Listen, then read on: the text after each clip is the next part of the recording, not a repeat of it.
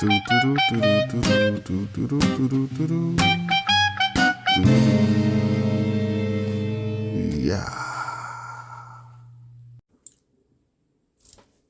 YouTube.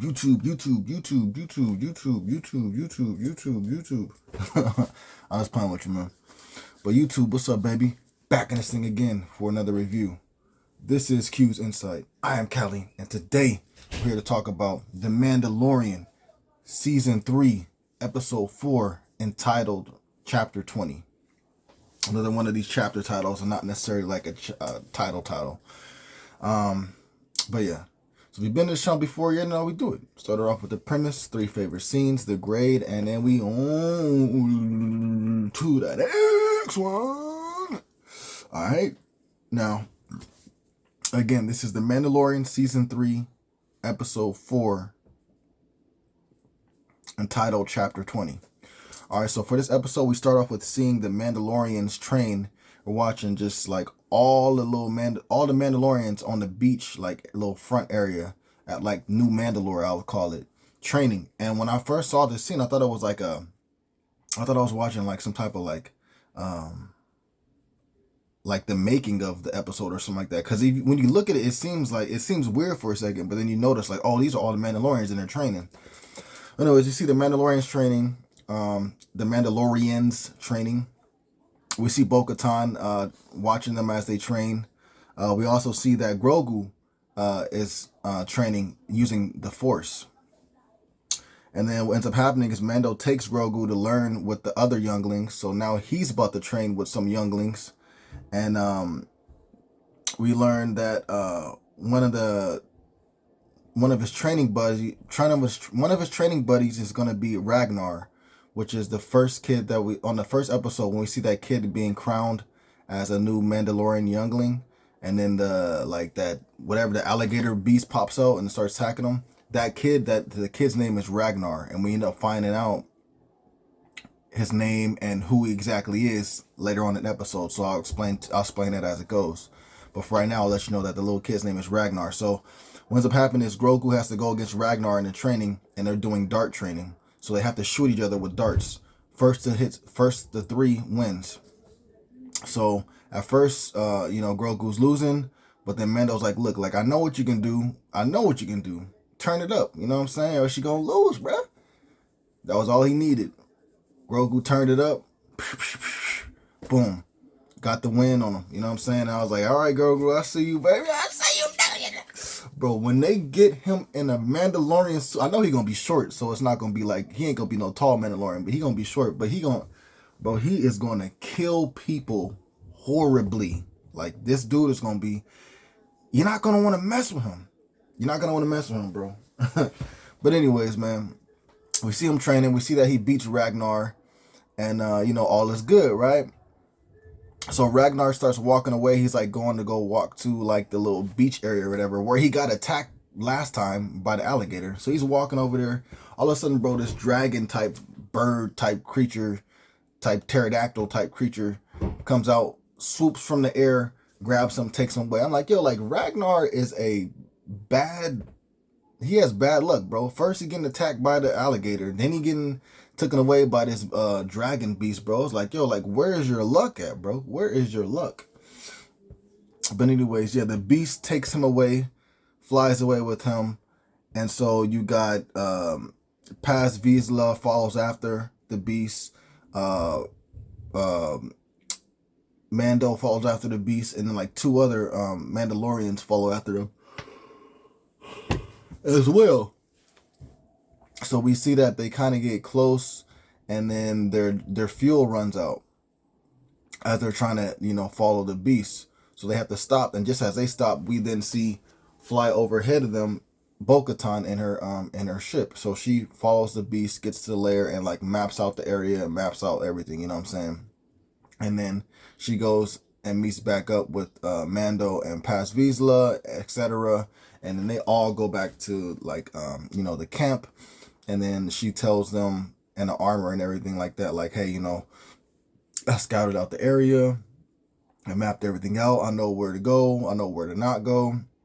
So this is the plan that we need to make in order to go save Ragnar from the beast.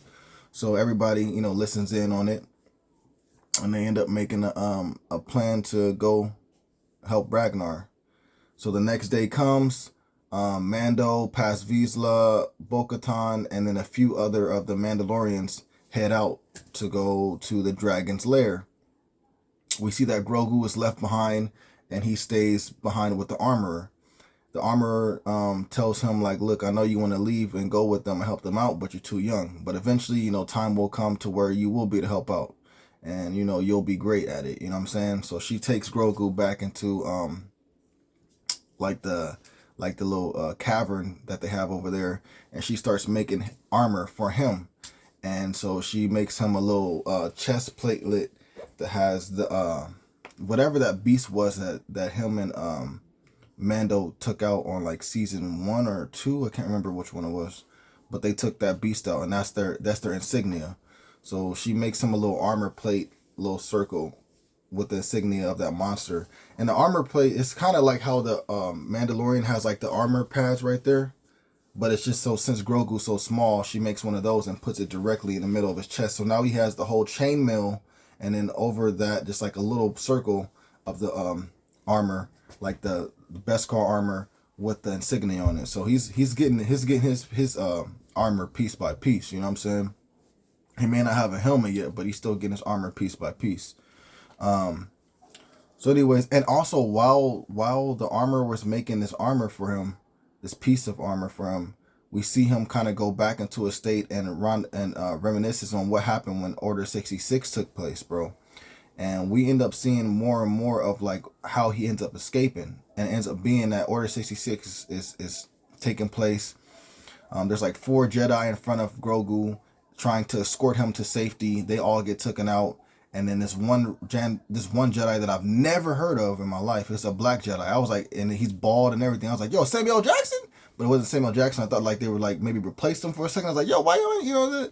No, this is a whole nother cat. His name is it's a whole nother cat, bro. I've never heard of this cat before. What is his name, bro? His name is Kelleran Beck. So I've never heard of this cat before, bro. But this dude was handling business, bro. He had 2 lightsabers, bro, a blue and a green one. He was handling business. I was like, you do it, nigga. You represent for us. For sure. He represented for us, and he did not die. I need to see something about this dude. He's special. He's special. I need to see something about this dude. I need a spinoff show. Whatever. You get another different actor to play him. Whatever. I don't care. I need to see something about this dude, bro. Because this dude was strong with the Force, man. And he kept Grogu safe. When the other 4 couldn't. When the other 4 couldn't. Just the one. Kelleran Beck, bro. Did it all by himself pretty much, bro. Got Grogu off the planet. Got him to safety. You feel me? And then that's kind of like where his little vision ends. So we don't know where it went to after that. But we did see him get off the planet. And it was because of the Jedis helping him out. And mainly this one Jedi named Kelleran Beck. Alright? So once we go back to, present time, he receives little armor plate. Whatever it may be, right? So then from there, we jump to where, Mando, Bo-Katan, and Paz Vizsla are, and they're all sitting around. They all get to this little area where they're close to the dragon's lair, right? They camp there for the night. They all eat. We end up finding out that whenever they eat, each individual will go to different areas, and that's how they take off their helmet and they eat. They will never, they never take off the helmet. So of course, but you got to take off your helmet to eat. So, what they do is they, like I said, they all go into one direction away from each other, take off their helmet and eat. And then they put the helmet back on and come back, So anyways, the next day comes. And so now it's time to take and make a fruition of this plan. So they climb up this long mountain, bro. And they get to the top, and we end up seeing like this is where the dragon's like nest is, right? So they get there, they don't see the dragon, and they're like, oh, well, they scan the area and they see like this little, it's an area where there's body heat coming from the area. So they're like, oh, well, this must be him or whatever. And this is where you find out that Paz has a son. Paz's son is Ragnar. And so he's like, that's my son. And he's like, starts running towards him or whatever. He gets there. We end up finding out that's not really Ragnar.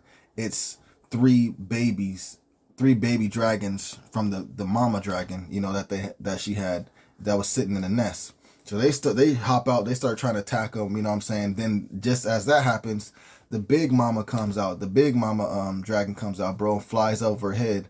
And then she regurgitates Ragnar and is trying to feed Ragnar to her babies. So then the dragon like notices that all the other Mandalorians are there as well. So the dragon takes Paz Vizsla in his mouth and then takes Ragnar on his foot and then just starts flying away, bro. Gets out the area. So therefore, you know, Mando, Bo-Katan, and everybody else start flying after the dragon to try to save them. Push comes to shove. They eventually get Paz Vizsla freed up when Bo-Katan like stabs the dragon like in his eye. It drops Paz Vizsla. He's safe, but it still has Ragnar. So then Mando basically like shoots this little like cable and it wraps around one of the wings of the dragon so it can no longer use that wing. And then he just jetpacks straight towards the dragon, like stabs it in his toe, and then it makes the when he stabs the dragon in his toe, the dragon lets go of Ragnar, and then Ragnar's like falling like to the ground real fast. So Mando switches his route, grabs Ragnar, and brings him to safety. The dragon falls into the water, and there's always a bigger one. You know what I'm saying? In the words of Qui-Gon Jinn, you feel me? There's always a bigger one. When the dragon falls into that water, a sea beast comes and bites that in. It's real good. They got that, man. You know what I'm saying? And so I was like, yo, it's always a bigger one. You know what I'm saying? And even in the last episode, it's a trap. You know what I'm saying? They got these. I love it. And I notice it. You know what I'm saying? But yeah. So the sea beast eats the dragon, you know, and then Mando flies with Ragnar to Paz Vizsla. Paz is like, yo, like, thank you, bro. You know what I'm saying? This is the way. And Mando's like, you know what I'm saying? I got you, bro. This is the way. You feel me? I'm like, yo, this is the way. It's the way, bro. It's the way. But you know what I'm saying? Everything's good. So Paz Vizsla, Bo-Katan, you know, Ragnar, you know what I'm saying? Mando, etc. They all head back to the camp. And when they get there, you know, they're all greeted, you know, and everybody's happy because they brought back everybody alive, and they found the youngling and brought him back alive as well. Because the dragon has been doing this for a while, just eating people like crazy. So, you know, this is one of the first times they return with the dragon being dead and then having a youngling still be alive, or whoever it is that they tried to save still be alive. You know what I'm saying? So everybody's all greeting them and happy and stuff like that.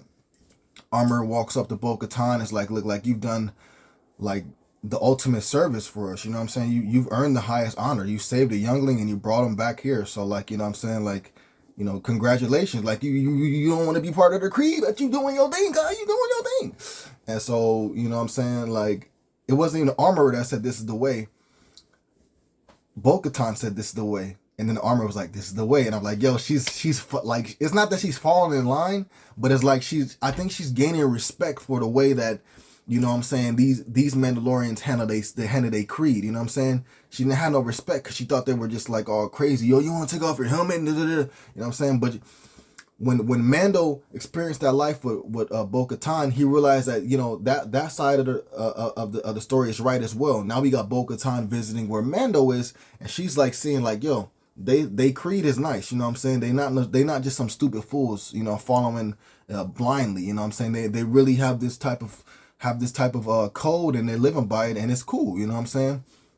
But it was just cool, like, to hear her say, this is the way, and then, like, to the armor, and then the armor's like, yeah, this is the way. I'm like, yo, like, she's coming around, bro. She's coming around, bro.